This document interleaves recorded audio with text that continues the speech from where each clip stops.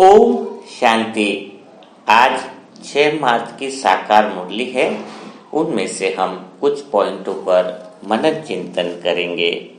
तो आज जैसे कि बाबा ने कहा है, जैसे तुम आत्माओं को वह शरीर रूपी सिंहासन मिला है, ऐसे आप भी इस दादा के सिंहासन पर विराजमान है। उन्हें अपना सिंहासन नहीं है। ठीक है। और उसके बाद पापा ने आगे कहा कि जिन बच्चों को ईश्वरीय संतान की स्मृति रहती है ना, वह कभी भी लड़ेंगे झगड़ेंगे नहीं। उनकी दृष्टि के अंदर मतलब लड़ाई झगड़ा हो नहीं सकता है। वह ब्रह्मा कुमार कुमारी अर्थात बहन भाई बने रहेंगे। उनकी दृष्टि जो है वो क्या नहीं हो सकती है, उनकी दृष्टि कुदृष्टि नहीं हो सकती है, यानी गंदी दृष्टि नहीं हो सकती है। तो थोड़ा पूछे अपने आप से, सबसे पहली लाइन को बहुत अच्छे से समझते हैं कि अगर भगवान के बच्चे हैं तो लड़ाई झगड़ा नहीं हो सकता है, यानी सब आत्माएं भाई भाई है। ठीक है ना। लेकिन याद तो रहता नहीं है ना, जब लड़ाई करते हैं कोई बात आ जाती है तो क्या होता है कि हम आत्माएं भूल जाते हैं, है ना। बाबा के बच्चे तो है ही भाई भाई, लेकिन सारे संसार की जो आत्माएं हैं वह भी सब क्या है, भाई भाई हैं। तो वो भाई भाई की स्मृति क्यों नहीं रह पाती है, उसको थोड़ा सा समझ लेते हैं ताकि बाबा जो कहता है वो हम फॉलो कर सके। वो इसलिए भाई भाई की स्मृति नहीं रहती है कि हमें लगता है वो कोई अमेरिका में रह रहा है भाई, कोई ऑस्ट्रेलिया में रह रहा है ना, कोई दिल्ली में रह रहा है, तो वो हमारा भाई कहाँ होगा, क्योंकि हमें लगता है कि वो बहुत दूर रह रहा है हमसे। होता है ना, जब दूरी की फीलिंग आती है, इतना दूर वाला भला कहाँ से मेरा भाई होगा, है ना। जो घर में रहते हैं वो सब कुछ रहते हैं, या फिर गांव में रहते हैं, उनसे तो थोड़ी फीलिंग भी आ जाती है। सेंटर में जो आते हैं उनसे भी थोड़ी थोड़ी फीलिंग आती है कि हम भगवान के बच्चे हैं। लेकिन आपको अगर ऐसी फीलिंग है तो बेहद में नहीं जा पाओगे। ठीक है। तो इसकी जगह आपको क्या सोचना है, दूरी को कम करना है। दूरी को कैसे कम करना है, सिंपल तरीका है। जैसे अभी भविष्य पूरे संसार के अंदर लगभग 7 अरब 700 करोड़ आत्माएं हैं। कितनी है, 700 करोड़ आत्माएं इस समय है। तो आप क्या सोचो, तुम्हें वो सब आत्माएं भाई भाई क्यों नहीं लग रही है, क्योंकि बहुत दूर दूर रह रही है। तो एक छोटा सा एग्जांपल ले लो तो समझ में आएगा कि जैसे परमधाम में जो सब इकट्ठी रहती है, इतनी तो स्मृति है ना, सब पास पास में। तो थोड़ा सा रमणीकता से समझो कि 700 मैंने जो अंदर से फीलिंग करके अपनी वृत्ति शुरुआत में बनाई, तो मुझे भाई भाई की दृष्टि लगती ही नहीं थी, है ना। कोई हिंदू है, कोई मुसलमान है, कोई सिख है, कोई जापानी है, कोई चाइनीज है, तो और बिल्कुल दूरी लगती थी। कहना अलग है और अंदर से वृत्ति आना बहुत अलग है। तो चिंतन करने के बाद एक प्रैक्टिस करी तो मुझे बहुत अच्छा लगा। मुझे लगा कि 700 करोड़ जो है आत्माएं, वो 700 करोड़ 7 अरब है, वो साबूदाना है। क्या है, साबूदाना है। जैसे साबूदाना बोला तो मुझे समझ में आ गया साबूदाने का तो शरीर है ही नहीं है। ये 700 करोड़ जो है, जापानी हो ये, तो ये सारी पहचान उनके साथ मेरी अलग हो गई। 700 करोड़ साबूदाना है। अब मैंने कहा कि अब क्या करूं भाई भाई, तो 700 करोड़ जो साबूदाना है ना, बिल्कुल समझो उसका बना दिया साबूदाना वड़ा। तो साबूदाना वड़ा में जो सभी साबूदाने पास में आ गए ना, है ना, और उसका मेन है वो परमात्मा शिव। तो साबूदाना वड़े में कैसे साबूदाने सब पास में आ जाते हैं, और उसमें भी मेन साबूदाने हैं जो बिल्कुल निखर जाते हैं, यानी जो अपने 108 वाली ये है। तो देखो, और परम धाम के अंदर हम सारी आत्माएं, है ना, पूरी इकट्ठी हो जाती है ना। फिर यहाँ धरती पर आकर कोई जापान है, कोई ऑस्ट्रेलिया में जन्म ले रहा है, किसका हिसाब किताब क्या है, किसका क्या है, लेकिन वहां पर जाकर के सारे साबूदाने, एक तरह से सारी आत्माएं जो है वो कैसी इकट्ठी हो जाती है। तो मुझे जब इस तरह की स्मृति में मैंने अपने आप को देखा तो ऐसा लगता है कि अपना जो साबूदाने वड़े का एक साबूदाना जापान में है, एक अमेरिका में, लेकिन दूर होते भी लगता है कि वो कंबाइंड है अपने साथ है। तो अभी उसी तरह की फीलिंग आप अंदर लाओ। किसी को हिंदू न समझो, किसका मुसलमान नहीं, किसको चाइनीज नहीं, तो विश्व बाबा जैसे आत्मा देखता है। तो हम अब सोल कॉन्शियस में है, तो उसी तरीके से फिर हमें किसी से कोई द्वेष नहीं रहेगा, किसी से कोई लड़ाई झगड़ा नहीं रहेगा, और हमारे अंदर बड़ा कैसा मतलब रहेगा कि हम सब आत्माएं एक हैं। ठीक है, ये कंसेप्ट क्लियर हो गया ना। अब बाबा क्या कहते हैं कि आकाश सिंहासन छोड़कर आते हैं। तो आकाश सिंहासन तो आपको पहले बताया ही है कि हम आत्माएं है ही कौन सी, आकाश सिंहासन ब्रह्म तत्व, यानी बिल्कुल स्थिर चेंजलेस वर्ड की आत्माएं हैं।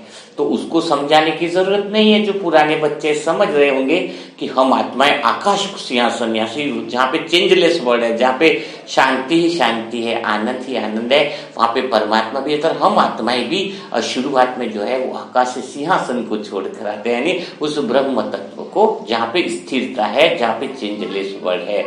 ठीक है, तो अब बाबा जब ऊपर से नीचे आते हैं तो बाबा ने क्या कहा कि आत्मा को दिव्य दृष्टि देते हैं और दिव्य दृष्टि से ही आत्मा स्वयं को देख पाती है ना। तो अभी तक हम देख ही नहीं पाते थे स्वयं को, तो दिव्य दृष्टि कहाँ मिली, कैसे मिली है? क्लियर हो गया? अगर नहीं होगा तो थोड़ा क्लियर कर लो। एक बार 10 आदमी निकले, ठीक है, जंगल में जा रहे थे, उनको बार बार, में थोड़ा बुद्धि कम था तो बार बार बोले कि गिनो कि कहीं एक आधा भूल तो नहीं गया, कम तो नहीं हो गया, शेर तो नहीं खा गया, चेक करो। तो जो आदमी गिनता कि 10 निकले थे तो 1 2 3 4 करके, लेकिन स्वयं को गिनना भूल जाता और निकलते 9 भी। तो वो बोलता है 9 है, एक गायब हो गया है। तो दूसरा बोलता नहीं मैं गिन के देखता। अब जब वो गिनता तो वो भी खुद को भूल जाता और दूसरे सबको गिन लेता है और फिर टेंशन होगी। ऐसे करके बहुत समय निकल गया, लेकिन समस्या का समाधान नहीं है। वो बोले 9 ही है, एक शेर खा गया, कि कौन खा गया पता नहीं, और पूरी टेंशन है और पूरी चक्रव्यूह चालू हो गया। तो ऐसे ही जब हम संसार में आए तो जैसे ही हम खुद को भूल गए तो सारी चीजें समस्या के रूप में आने लग गई। सारी दुनिया देख रहे, सारी दुनिया का ज्ञान है, चंद्रमा पे पहुंच गए, सारे को देख रहे हैं और कह क्या रहे, चारों तरफ टेंशन है, पर ये टेंशन आखिर में है कहां पर? तो लोगों को समझ में नहीं आ रही थी क्योंकि खुद को भूल रहे थे। अब बाबा ने आकर याद दिलाया कि ऐसे गिनती नहीं होगी, तुम्हें मैं दिव्य दृष्टि देता हूं कि तुम स्वयं एक आत्मा हो, और खुद का अनुभव कराया। तो दिव्य दृष्टि का अर्थ क्या है कि जैसे हम चेहरा अपने आईने में देख सकते हैं, उस दिव्य दृष्टि के द्वारा हम आत्मा अपने आत्मा के प्रतिबिंब को देख सकते हैं, है ना। जैसे सिखाया था ना योग के अंदर, जो बिंदु दिखता है वो बिंदु हम नहीं है, हमारा प्रतिबिंब है, क्योंकि उस बिंदु को भी तो हम ही देख रहे हैं। उस बिंदु को देख कौन रहा है? हमारा ही प्रतिबिंब है ना। लेकिन आत्मा के लिए कोई आईना नहीं है देखने के लिए, जिसकी वजह से हम आत्मा को देख सकते। तो लौकिक में तो आईना मिलता, ठीक है ना। तो अभी आईना बाबा ने दिया, कौन सा आईना दिया? दिव्य दृष्टि का आईना दिया, कि जिसके द्वारा हम स्वयं जो आत्मा है उसके स्वयं के सत्य स्वरूप को इस दिव्य दृष्टि के द्वारा हम क्या कर रहे हैं? इस दिव्य दृष्टि के द्वारा हम देख रहे हैं। तो आपको दिव्य दृष्टि की जो बात है वो बिल्कुल क्लियर हो गई ना। तो इसके बाद बाबा जो कह रहे हैं कि आपस में तुम भाई बहन हो, लेकिन तुम्हारे अंदर कुदृष्टि का ख्याल नहीं आना चाहिए, है ना। तुम बाप के सम्मुख बैठे हो, आपस में बहन भाई हो, है ना। कितनी गहरी बात कही है कि बाबा कह रहा है कि यानी दृष्टि के अंदर विकार नहीं आना चाहिए। कुदृष्टि का अर्थ है जरा सा भी उसके प्रति सूक्ष्म लगाव भी हो गया ना तो वह कुदृष्टि माना जाता है। ऐसा नहीं कि काम विकार तो बहुत दूर की बात होगी, वो तो सभी ब्राह्मण बच्चे शायद काम विकार से तो निकल ही गए हैं लगभग, लेकिन एक दृष्टि के अंदर एक किसी को शरीर से टच करना, ठीक है, हाथ से टच करना, वो भी काम विकार है। कोई मन से सपनों में भी किसी को बारे में सोचता है और सपने में संकल्प में भी किसी को टच करता है तो वह भी उतना ही पाप है जितना शरीर से टच करता है। कोई विचार कल्पनाओं में भी किसी के प्रति खराब ख्याल लाता है तो वह भी अपवित्रता है। तो बाबा कह रहा है ऐसी कुदृष्टि कभी नहीं रखना, ठीक है ना। तो आगे बढ़े या फिर इस विषय पर चिंतन करें कि कुदृष्टि निकाले कैसे। हाँ, मुझे आत्मा को लग रहा है कि आपको इस चीज की आवश्यकता महसूस हो रही है कि कुदृष्टि निकाले, तो निकाले कैसे। तो एक बात क्लियर कर लो कि आत्मा का सत्य स्वरूप तो सबको ही पता है कि मैं आत्मा सत्य स्वरूप है ना, सुख स्वरूप शांत स्वरूप। तो कुदृष्टि तो कर्मेंद्रिया कर रही है गड़बड़, ठीक है। तो इस कर्मेंद्रियों को भी ठीक करना ही पड़ेगा, ठीक है ना। तो वो कैसे करेंगे है, तो थोड़ा सा यहाँ पर डिटेल में नहीं, लेकिन एक बहुत अच्छी विधि के द्वारा आपको समझाता हूँ। ये कुदृष्टि चालू हो रही है आपके मन के अंदर। किसके अंदर चालू हो रही है? मन और कर्मेंद्रियों के अंदर, ठीक है। अब मन के अंदर वो कुदृष्टि जैसे चालू हो रही है, तो ऐसी कौन सी विधि अपना है जिससे कभी कुदृष्टि जाए नहीं, यानी खराब दृष्टि नहीं जाए, या दूसरे शब्द में कहो कि उसके प्रति आकर्षण न हो या उसके प्रति लगाव न हो। तो एक ही काम करना है, कोई ज्यादा बड़ी बात नहीं करनी है। एक विधि को अगर आपने अपना लिया, समझ गए, तो क्या होगा कि हम अपने मन को आराम से इस कुदृष्टि से, कुल जो लगाव है, या जो मन को ये बीमारी लग गई है, बीमारी कहेंगे इसको, और क्या कहेंगे? अस्वस्थ मन कहेंगे। और अस्वस्थ मन, कहते हैं, कहावत भी है ना कि मन चंगा, तन के अंदर मन चंगा तो बर्तन में गंगा। इसका अर्थ समझे कि तन कैसा है? तो तन चंगा और मन गंगा, कटौती में बर्तन में भी गंगा। मीन्स कहने का अर्थ है कि अगर मन शुद्ध है तो शरीर के अंदर भी, कर्मेंद्रियों में भी शुद्धता आ जाती है ना। शरीर रूपी बर्तन की हर एक कर्मेंद्रिया भी शुद्ध हो जाती है। तो अब मन अशुद्ध कैसे होता है? मन अशुद्धता को कैसे पकड़ता है, शुद्धता को कैसे पकड़ता है? तो उसको थोड़ा सा अगर समझ गए तो बड़ा आनंद आएगा। देखो, आपको टेंशन कब होती है? आप थोड़ा सा हम एग्जाम्पल लेते हैं कि मन में टेंशन कब होती है? किसी चीज को हम ज्यादा देर तक पकड़ के रखते हैं, है ना। जैसे हाथ में भी कोई चीज पकड़ी तो हाथ में दर्द होता है ना, वैसे जब मन किसी बात को पकड़ लेता है थोड़े टाइम तक, तो फिर क्या होता है? मन के अंदर भी तनाव होता है। तो अब यहाँ पर बहुत ध्यान से समझना होगा कि ये कुदृष्टि क्या चीज है, ठीक है। अब मन है, इसमें आपने देखा होगा कि कभी दुख की फीलिंग है, कभी अशांति की है, तो कभी शांति की भी है ना। कभी सुख की भी है तो कभी दुख की भी है। तो हम ऐसा कुछ करें कि मन में ये फीलिंग जो है या तो सुख की चले या दुख की चले, या फिर दोनों चीजों से दूर हो जाए। तो ऐसा कर सकते हैं, बहुत आसान तरीका है, थोड़ा सा आपको समझना होगा। मन की विशेषता क्या है, मन पकड़ता कैसे है? उसके तो हाथ नहीं है, वो पकड़ता कैसे है वो देखना है ना अपने को, वो पकड़ता कैसे है। तो मन तो बेचैन है, वो शांति भी चाहता है, ठीक है। और अगर वो कोई चीज बाहर की नहीं पकड़े तो आत्मा की जो शांति है वो मन अनुभव कर लेता है। तो बाहर से चीजें जो मन पकड़ता है वो ऐसे पकड़ता है। मन जैसे ही बोलता है आई लाइक इट, क्या बोलता है? आई लाइक इट, तो वो उस चीज को पकड़ लेता है। कोई इंसान उसको पसंद आया तो मन के पास कौन सा शब्द है जिसके द्वारा मन पकड़ लेता है? आई लाइक इट, मैं उसको पसंद कर रहा, बस मन ने पकड़ लिया। और आपने देखा होगा कि मन के जो अनुभव है, सुख दुख, तो फीलिंग सदा एक सी नहीं रहती है। पता है क्यों नहीं रहती है? मन में फीलिंग एक सी सदा क्यों नहीं रहती है? क्योंकि मन ने जिसको कहा आई लाइक इट, किसी भाई बहन के साथ डेली घूमने जा रहा है और फिर वो पसंद आए, तो मन क्या चाहता है कि उसको हमेशा पकड़ रखे। क्या चाहता है? जिसको पसंद किया आई लाइक इट, वो कल भी मिले, परसों भी मिले, तरसों मिले, लेकिन ये तो चेंज वाला है। आत्मा चेंज जैसे, मन की फीलिंग तो चेंज जैसे, तो वो वैसा तो ड्रामा के अंदर पॉसिबल नहीं है। तो 2 दिन मिले, तीसरे दिन नहीं मिलेगा वो, तो क्या हो जाएगा? मन क्या हो जाएगा? दुखी हो जाएगा, ठीक है। ये बात पकड़ना। अच्छा, तो मन जब भी अपने कोई भी चीज को आई लाइक इट करता है तो वो चीज से चिपक जाता है, और वो चीज तो सदा रहनी नहीं, और वो तो जानी ही जानी है, इसलिए मन सदा बेचैन रहता है। बिल्कुल समझ में? थोड़ी सी बात क्लियर। दूसरी बात और थोड़ा सा कर, दूसरी बात भी मन बोलता है, आई डिसलाइक। क्या बोलता है? एक बार तो 2 ही चीजें बोलेगा मन, आई लाइक इट तो भी पकड़ेगा, लाइक इट बोला तो भी पकड़ेगा, और दूसरी चीज अगर बोली उसने आई डिसलाइक, मैं इस इंसान को पसंद नहीं करता हूं, तो भी मन बेचैन रहेगा। क्यों? आई डिसलाइक बोला तो मन में द्वेष चालू हो गया, मन के अंदर उसके प्रति नेगेटिव एनर्जी चालू हो गई। और वो आई डिसलाइक बोला है तो वो क्या चाहेगा कि मैं पसंद ही नहीं करता इसको। तो घर में भी कोई इंसान बोल दिया उसने मन को, मन से बोल दिया कि आई डिसलाइक, तो आप उसको देखना ही पसंद नहीं करोगे, मन उसको देखना ही पसंद नहीं करेगा। जब भी वो सामने आएगा मन बेचैन हो जाएगा। तो मन की ये 2 चीजें हैं, जिसने समझ लिया कि खाने में कोई सब्जी बनाएगा, लाइक इट कर दिया कि भिंडी की सब्जी पसंद है, 2-4 दिन में वही डिमांड करेगा, नहीं मिली तो फिर झगड़ा हो जाएगा, वो अशांत हो जाएगा।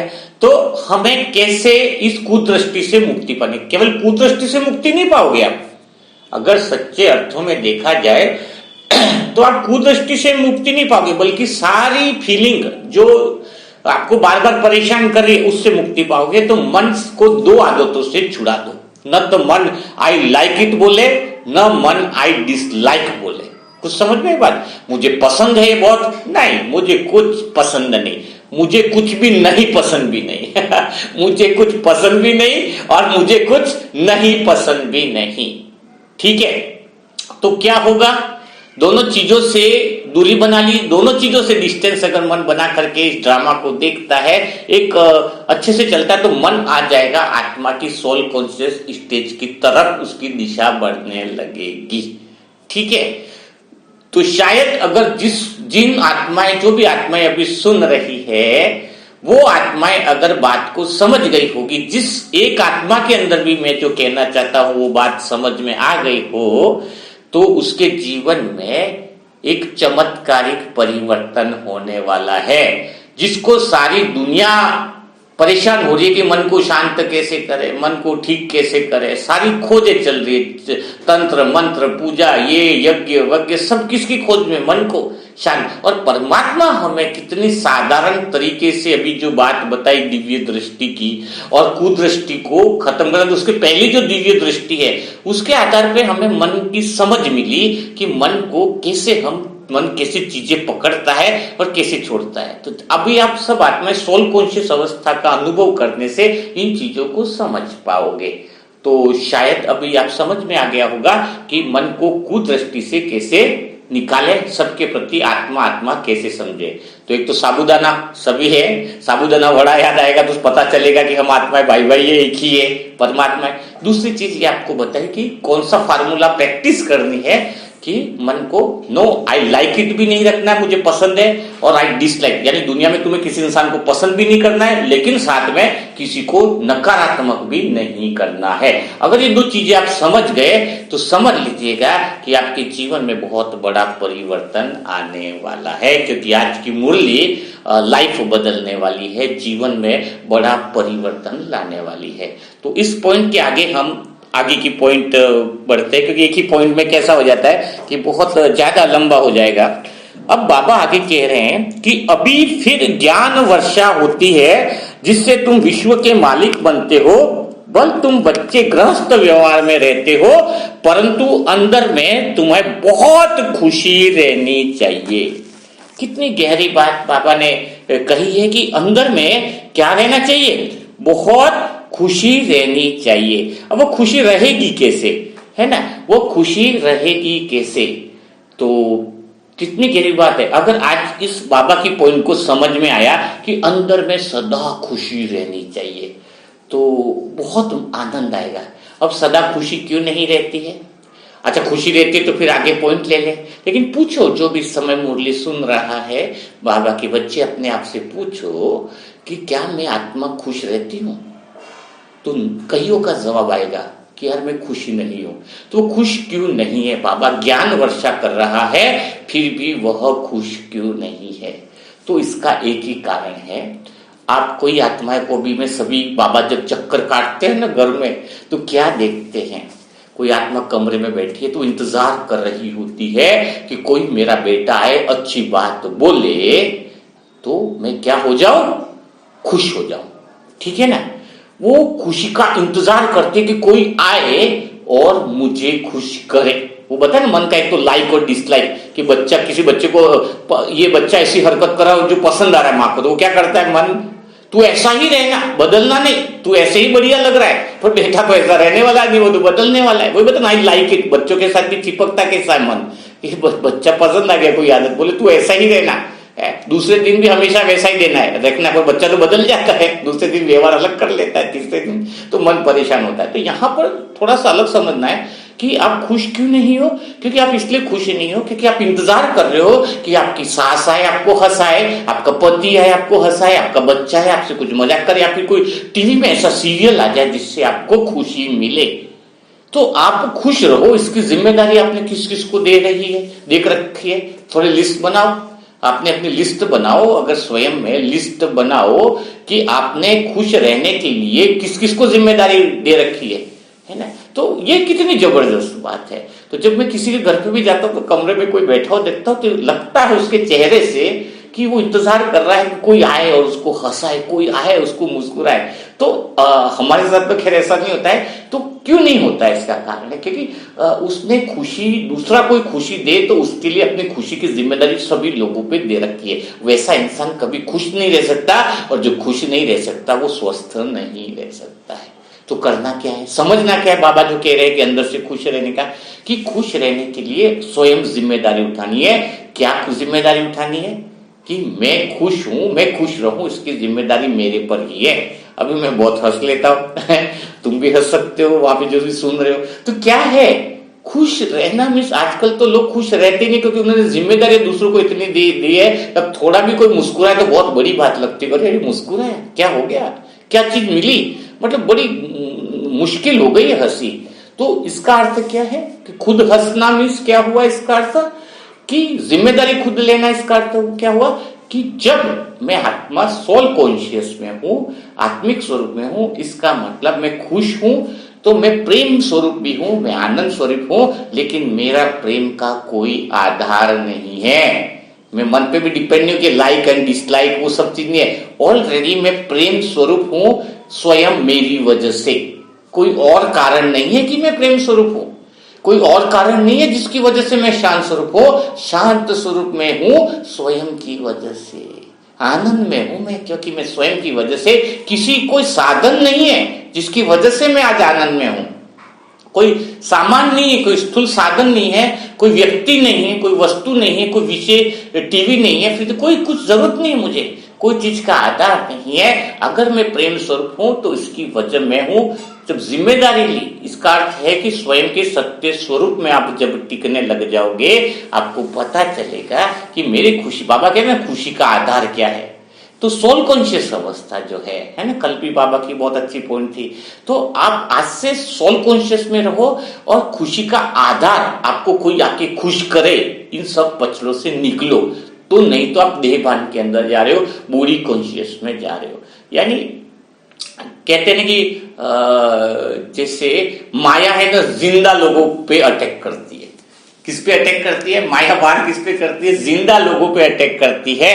और माया कभी मुर्दों पे अटैक नहीं कर सकती। और जिंदा कौन है? जिसकी इच्छाएं जिंदा है कि वो आके मुझे खुश करे, बहन आके खुश करे, पति अच्छा बोले तो मुझे खुशी हो, हाँ, बेटे मुझसे अच्छे व्यवहार करे तो मुझे खुशी हो। हाँ, तो ये जो इच्छाएं हैं वो तुम्हें माया की, जिसकी इच्छा जिंदा है उस पर माया बहुत तीव्र वार करती है, कहीं से भी करेगी, कहीं से भी करेगी। और जो मर चुका है, मर चुके का अर्थ है जिसकी इच्छाएं मर चुकी है कि मेरी खुशी का आधार मेरी जिम्मेदारी है, मैं स्वयं खुश हूं आत्मिक रूप में, मैं आनंद में हूं, मैं प्रेम में हूं, लेकिन मेरे आनंद में कोई और कारण से मैं आनंद में नहीं हूं, मैं स्वयं की वजह से ही आनंद में हूं। तो जब इस तरह की प्रैक्टिस और जो सत्य स्वरूप अपनी आत्मा का है, इसका जब तुम अनुभव करते हो तो बड़ा आनंद आएगा। तो यह पॉइंट आपको शायद अच्छे से क्लियर हो गई होगी, नहीं क्लियर होगी तो आप कमेंट में लिख सकते हैं। तो चलो और हम आगे बढ़ते हैं, जिससे हमें पता चले कि हम आगे और कितना समझ सकते हैं बातों को। तो जैसे कि बाबा जो कहते हैं कि रहम दिल बनो, वो तो कल पॉइंट हमने कर ही ली थी। लेकिन बाबा कहते हैं कि जो अशांत मन है, यानी मन को भी तुम्हें एक रस अवस्था में लाना है। बाबा क्या कह रहे हैं कि तुम्हें एक रस अवस्था में लाना है। और बाबा अभी राज समझाते हैं कि तुम्हें सूक्ष्म वतन में फरिश्तापन की स्थिति का अनुभव करना है, मूल वतन, सूक्ष्म वतन और स्थूल वतन, है ना। तो यह सारे अनुभव अभी मतलब करने हैं, ठीक है ना। और दूसरा सबसे बड़ी बात बाबा ने कही है जो सबसे बढ़िया, कि अभी तुम ब्राह्मण ब्राह्मणिया हो ना, तो फिर घर जाने से भूल नहीं जाना है, तुम्हें संग दोष में आकर तुम सारी बातें भूल जाते हो। किसमें आकर के भूल जाते हैं? तो संग दोष में आकर सारी बातें भूल जाते हैं। तो बाबा आज बहुत बड़ा अटेंशन दे रहे हैं। क्या अटेंशन दे रहे हैं? कि मन को जो है वो क्या नहीं करना है, संग दोष में नहीं लाना है। और एक हम फरिश्ता हैं, उसकी हमें क्या रखनी है, स्मृति होनी चाहिए, पक्का होना चाहिए। फरिश्ता स्वरूप हमारा जो है वो सामने आना चाहिए। तो क्या फरिश्ता स्वरूप सामने आ जाता है ना। अब दोनों बातों का चिंतन करेंगे। कि क्या फरिश्ता स्वरूप सामने आ जाता है, लाइट स्वरूप, हल्का स्वरूप, है ना, जो एकदम से आत्मा की अभिव्यक्ति करे, गुणों की अभिव्यक्ति करे, है ना। तो फरिश्ता स्वरूप क्यों नहीं आता है? वो भी एक तरह से चित्र ही हो गया। तो वो क्यों नहीं आता, इसका कारण क्या है, इसको समझो। बहुत अच्छे से समझोगे तो आप नहीं तो इतने टाइम से प्रैक्टिस करें ना, 80 साल 85 साल हो गए कि मैं फरिश्ता हूँ फरिश्ता हूँ फरिश्ता हूँ, लेकिन फरिश्ता को न तो आज तक देख पाए, न फरिश्ता का तुम साक्षात्कार कर पाए, न फरिश्ते का अनुभव कर पाए। ऐसा नहीं, सभी आत्माओं के लिए नहीं बोल रहा हूं, लेकिन ज्यादातर जो आत्माएं हैं, अगर मुझे लगता है तो वो शायद फरिश्तेपन का अनुभव नहीं कर पाए।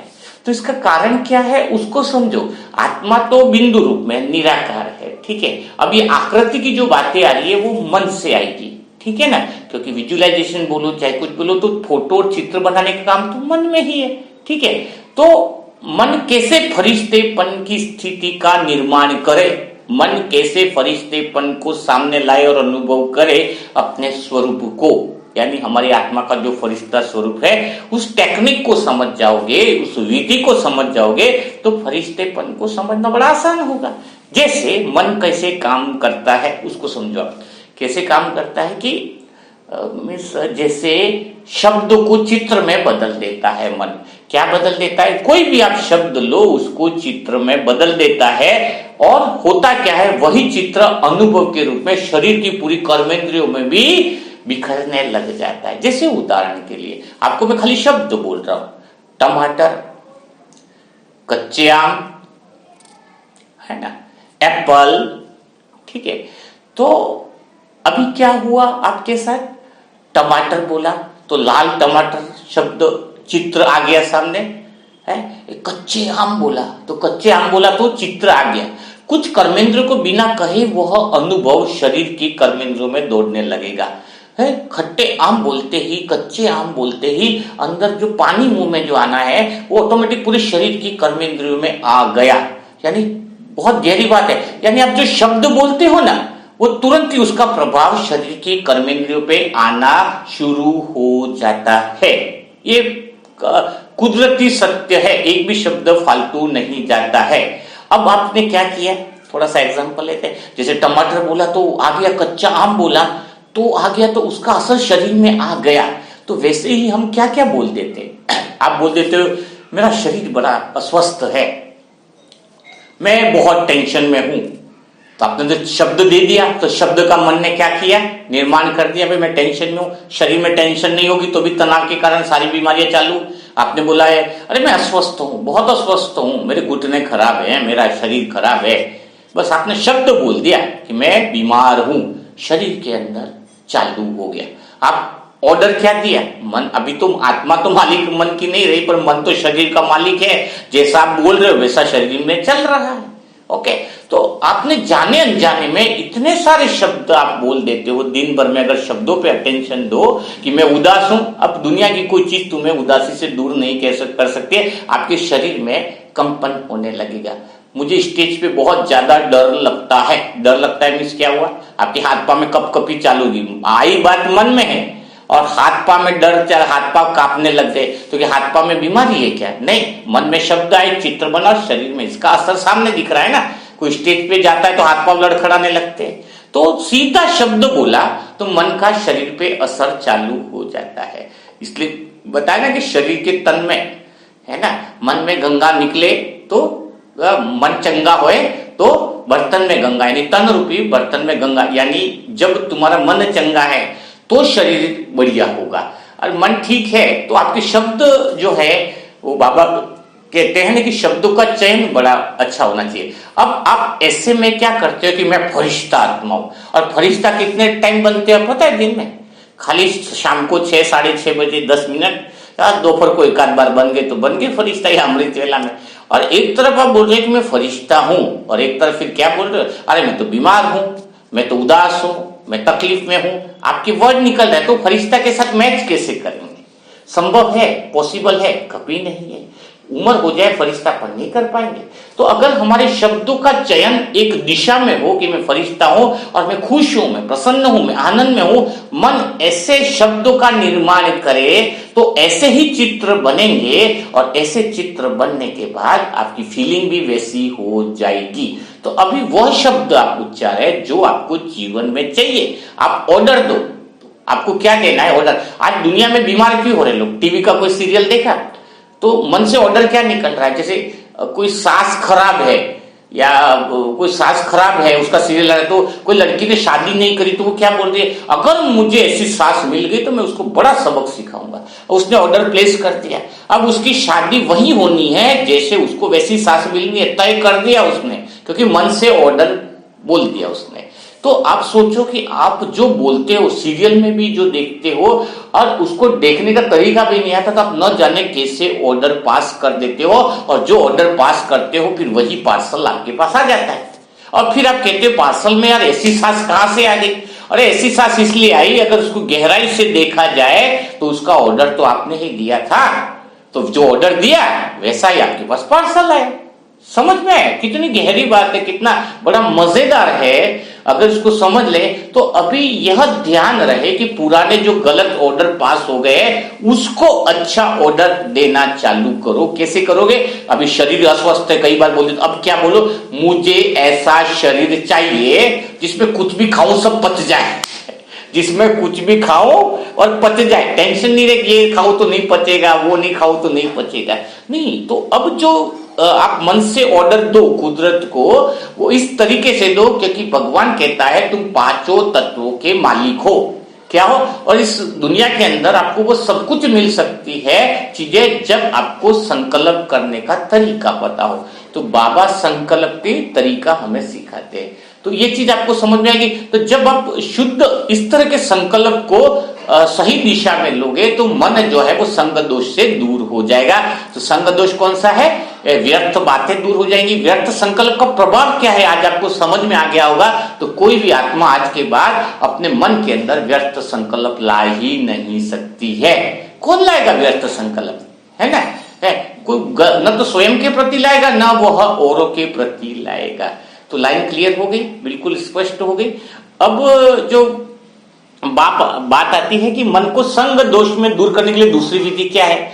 तो दूसरी विधि यह है कि हम अपने मन को एक रस कैसे करें। आत्मा तो एक रस है क्योंकि आत्मा में तो कोई चेंज हो ही नहीं रहा है, लेकिन आज बाबा कह रहा है मन को संग दोष से दूर करने के लिए मन मनाभव, यानी भगवान क्या कह रहा है कि मन, ये संसार की चीजें तो लाइक और डिसलाइक हो गई, अब मन को कहाँ लगाए?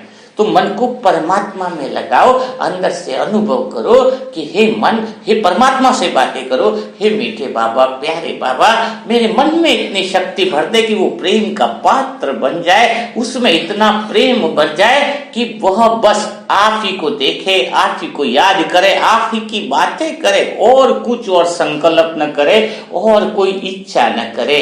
हे मीठे बाबा, प्यारे बाबा, आपकी शक्तिशाली सदा प्रेम की किरणों से मन का महल बिल्कुल उतर गया है। मन बड़ा स्वच्छ हो गया है, मन इतना निर्मल हो गया है कि जो आज तक मेरा मन बेचैन था, जिसकी चैन की तलाश में था, सच्ची शांति की तलाश में था, आज वो परमात्म प्रेम में डूब गया है। अपने मन को इतना शुद्ध और निर्मल और ऐसा पात्र बना दो जिसमें सिर्फ परमात्म प्रेम की लहरें आए, भगवान के प्रेम की बातें आए। अब कर्मेंद्रिय भी क्या कहेंगे कि मैं तो सिर्फ वही बातें सुनना चाहता हूँ, वही जगह पे ही रुकना चाहता हूँ जहां पर सिर्फ भगवान की बातें हो। मैं सिर्फ भगवान को देखना चाहता हूँ इन आंखों से, और कुछ देखने की कोई इच्छा नहीं। ये कान सिर्फ भगवान की बातें सुनना चाहते हैं, यह मुख सिर्फ भगवान की बातें करना चाहता है। जब अंदर से रोम रोम के अंदर मन में प्रेम है तो शरीर के रोम रोम में भी वह प्रेम दिखाई देने लगेगा, प्रेम प्रत्यक्ष होने लगेगा, प्रेम का बीज फलीभूत होने लगेगा। तो कितना आनंद आएगा, बहुत बहुत आनंद आएगा। लेकिन यहाँ पर आपको समझना होगा यह जो प्रेम है वो किसमें हम भर रहे हैं? मन के अंदर भर रहे हैं। आत्मा तो ऑलरेडी प्रेम स्वरूप है। कौन सी आत्मा ऑलरेडी प्रेम स्वरूप है? जैसे थोड़ा सा बता, कोई पेड़ देखा है आपने? उसमें नीचे का जो बीज होता है पेड़ का, तो पेड़ के ऊपर के पत्ते हरे होते जाते हैं, पीले होते जाते हैं, जैसा मौसम है वो चेंज होते जाते हैं, कभी पतझड़ भी है कभी है, लेकिन बीज पे कोई फर्क पड़ता है क्या? बीज पे कोई फर्क नहीं पड़ता। पेड़ का ऊपर का हिल रहा है, डुल रहा है, सब कुछ ठीक बात है, बट बीज पे कोई फर्क नहीं पड़ता। तो हम आत्मा जो है वो बीज स्वरूप है, बाप समान है। तो हमारे ऊपर ये जो झाड़ निकला है ना मन का, बुद्धि का, और उस पर जो फीलिंग आ रही है, कभी सुख की, कभी दुख की, कभी अशांति की, उससे बीज पे कोई फर्क नहीं पड़ रहा है। लेकिन अभी हम क्या कर रहे हैं, इस समय परमात्मा का ज्ञान मिला तो मन, अभी हम आत्मा शांत है तो मन को भी शांति कैसे लाए उसका तरीका हम ढूंढ रहे हैं, और वो तरीका परमात्मा से मिल रहा है। और मन की शांति आज हम कर सकते हैं, लेकिन कब? जब हम आत्मा के सत्य स्वरूप में स्थित रहकर मन को शांत कर सकते हैं, क्योंकि वह तरीका आ गया है। और अभी शायद ज्यादा टाइम हो गया है इस वजह से, नहीं तो मन की शांत अशांत, आज बहुत पॉइंट भी बहुत अच्छी है कि अशांत मन को भी हम क्या कर सकते हैं, शांत कर सकते हैं। बेचैन मन को भी, जो आज बाबा ने बताया है अभी कि अपने अशांत मन को भी क्या कर सकते हैं, शांत कर सकते हैं। आज की मुरली के अंदर बहुत अच्छी पॉइंट है। तो चलो इसके लिए और कल की मुरली के अंदर भी जैसे टाइम मिलेगा तो अपन और चर्चा करेंगे। तो आपको व्हाट्सएप नंबर तो दे ही दिया है, दूसरे सभी जो वीडियो के अंदर आप देखोगे तो लास्ट में वो नंबर मिल ही जाएगा। वहां पे आप ओम शांति लिख सकते हो, अपनी डिटेल लिख सकते हो। कुछ चीज समझ में ना आए तो वहां पे आप प्रश्न जो है, अपना डाउट है वो वहां पर मैसेज कर सकते हो। तो कल फिर हम मुलाकात करेंगे कल की मुरली के साथ, उसके मनन चिंतन के साथ। आज का मनन चिंतन आपके लिए क्या कुछ फायदेमंद रहा या नहीं रहा, वो कमेंट बॉक्स में जरूर लिखिएगा। तो कल फिर मुलाकात करेंगे, तब तक के लिए सभी भाई बहनों को ओम शांति, ओम शांति।